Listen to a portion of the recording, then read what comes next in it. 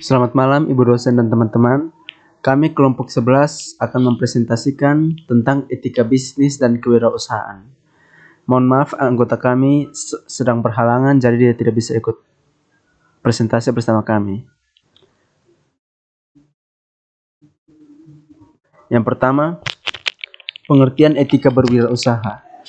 Menurut Kamus Besar Bahasa Indonesia berarti ilmu tentang apa yang baik dan apa yang buruk, dan tentang hakikat dan kewajiban moral.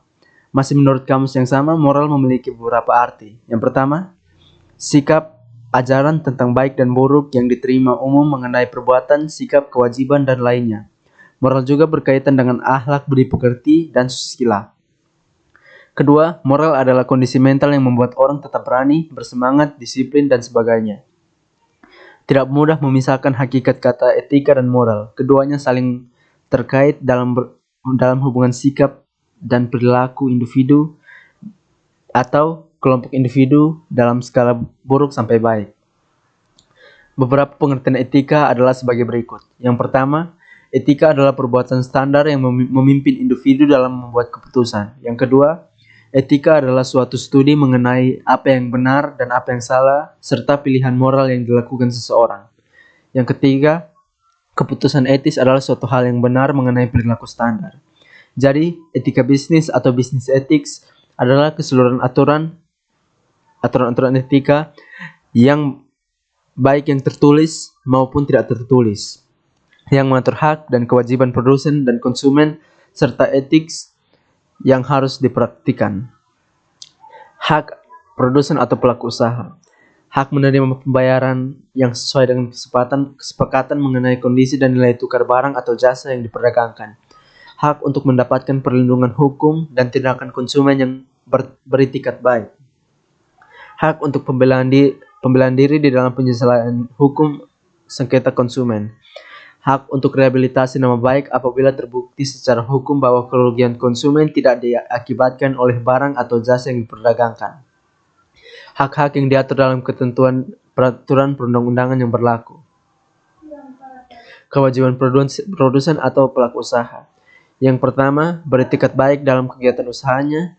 Yang kedua, memberikan informasi yang benar, jelas, dan jujur mengenai kondisi jaminan barang atau jasa serta memberikan penjelasan atas penggunaan, perbaikan, dan pemeliharaan.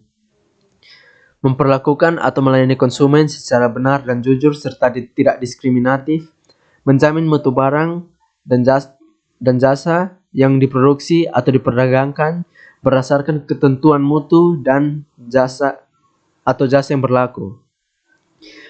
Memberikan kesempatan konsumen untuk menguji atau mencoba barang atau jasa yang dibuat atau yang dipergunakan. Tidak mengikuti ketentuan produksi secara halal sebagaimana dinyatakan halal yang dicantumkan dalam label. Tidak memasang label atau membuat penjelasan barang yang memuat nama barang, ukuran, berat bersih atau isi bersih atau neto, komposisi, aturan pakai, tanggal pembuatan, efek samping, nama dan alamat produsen, serta keterangan lain untuk penggunaan yang menurut ketentuan harus dipasang atau dibuat. Tidak mencantumkan informasi atau petunjuk penggunaan barang dalam bahasa Indonesia sesuai dengan ketentuan perundang-undangan yang berlaku. Memperdagangkan barang rusak, cacat, bekas, dan tercemar tanpa memberikan informasi yang lengkap. Memperdagangkan sediaan informasi dan pasang yang rusak, cacat, bekas, dan tercemar atau tanpa memberikan informasi secara lengkap. Fundamental etika yang berlaku dalam semua etnis menurut Zimmerer terdiri atas sopan santun, yaitu selalu berbicara benar, tidak terus terang, tidak menipu, dan tidak mencuri. Integritas, yaitu memiliki prinsip hormat dan tidak bermuka dua. Menjaga janji, yaitu dapat dipercaya bila janji karena janji adalah amanah, tidak mau menang sendiri. Kesetiaan atau ketaatan, yaitu benar dan loyal pada keluarga dan teman, tidak menyembunyikan informasi yang tidak perlu dirahasiakan.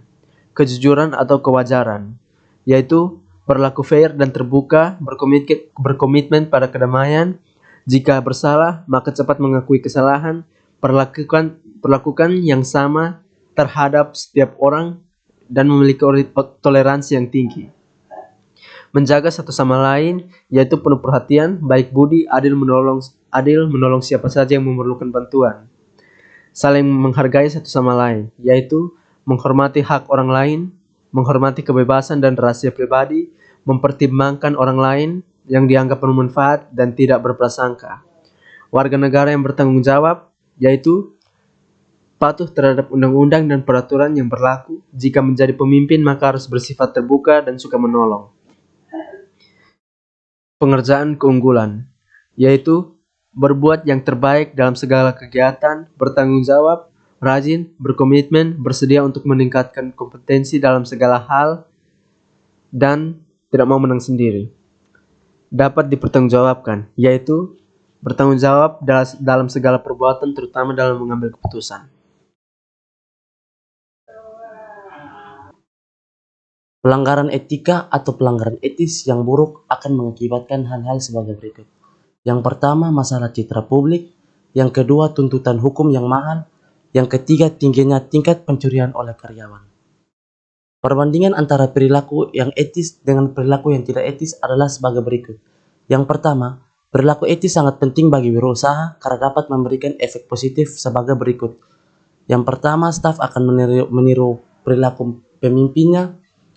Yang kedua, standar etis akan membentuk kerangka kerja yang positif. 2. Perilaku tidak etis dalam wirausaha akan menimbulkan hal-hal sebagai berikut. Yang pertama, mengganggu pengambilan keputusan.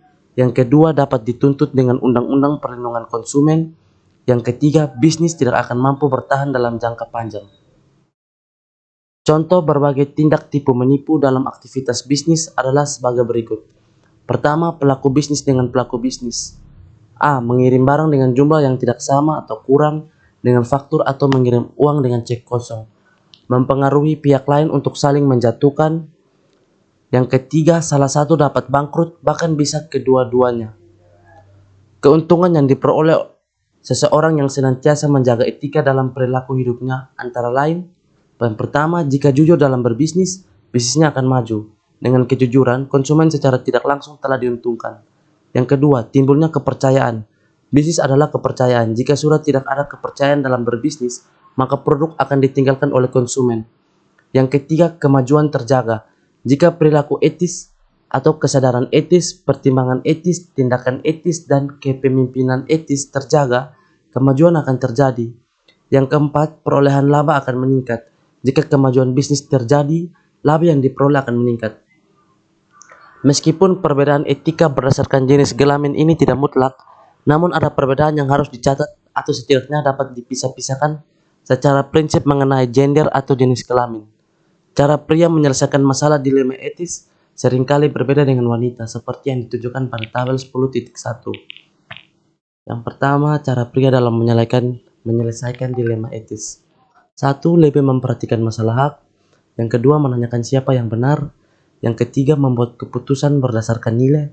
Yang keempat, membuat keputusan yang bersifat tidak mendua. Yang kelima, mencari solusi yang objektif dan adil. Yang keenam, berpegangan pada peraturan. Yang ketujuh, dituntun oleh logika. Yang kedelapan, menerima otoritas.